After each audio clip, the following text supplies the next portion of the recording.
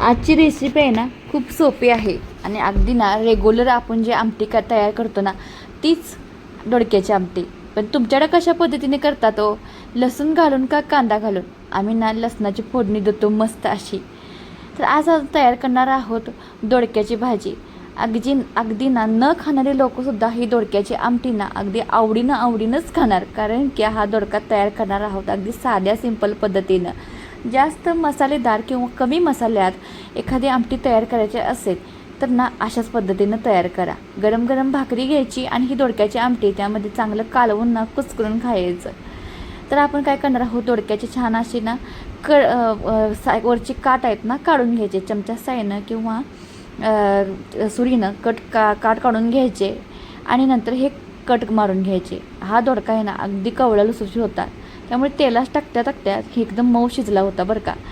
तर तुमच्याकडे कशा पद्धतीने देशी दोडक्याची तर आमटी ना एकदम वेगळी झणझणीत अशी छान तयार होते बरं का, तिची चवच वेगळी लागते.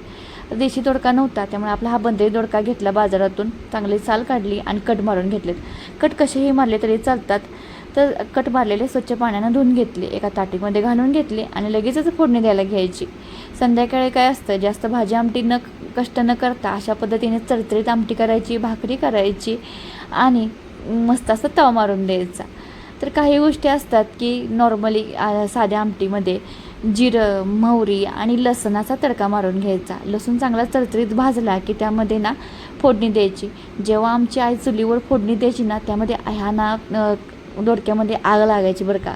इतकं भारी वाटायचं ना, असं मला वाटायचं की जेव्हा ह्याला ना आतमध्ये आग लागते ना, फोडणीमुळे माहिती आहे तुम्हाला, तेलामुळं हे होते, जाळ उठतो, त्यामुळे मला असं वाटायचं की आमटीला चवीला येते. अशा पद्धतीने तयार करायला गेले पण असं अजिबात झालं नाही. जर गॅसची फ्लेम आता गॅसचं कसं झालं आहे, जास्त हे नसतं, हे लो म्हणजे थोडासा हेच असतं, चुलीसारखं नसतेच भानगड. काही ठिकाणी गॅस जास्त मोठा असला तरीसुद्धा भडका उडतो, पण अशा पद्धतीने पाहिजे होतं तसं काही मला घडलं नाही.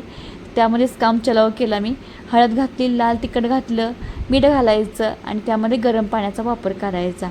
तर मी कायम म्हणते, आमटी चांगली व्हायची असेल तर गरम पाण्याचा आणि भाजल्या शेंगदाण्याचं कूट वापरायचं. आमटी कशाची करा, चव एक नंबरच लागणार. शेंगदाण्याचं कूट घालायचं आणि कवळा दोडका असल्यामुळे अगदी 5 ते 10 मिनटात हा दोडका शिजला गेला आहे. त्यामध्ये घालायचा हिरवीगार कोथिंबीर. झाली आहे आपली झणझणीत झटपट दोडक्याची आमटी. तुमच्याकडेसुद्धा अशा पद्धतीने तयार करता का? आणि करत असाल तर नक्की मला कमेंटमध्ये सांगायला विसरू नका. आणि माझी व्हिडिओ बघायला आवडत असेल तर आपल्या सोनाली किचनला जाता सबस्क्राईब करायलासुद्धा विसरू नका. तर बघा एकदम तर्रेबाज आमटी तयार झाली आहे आणि दिसताना किती गोड दिसते बघा.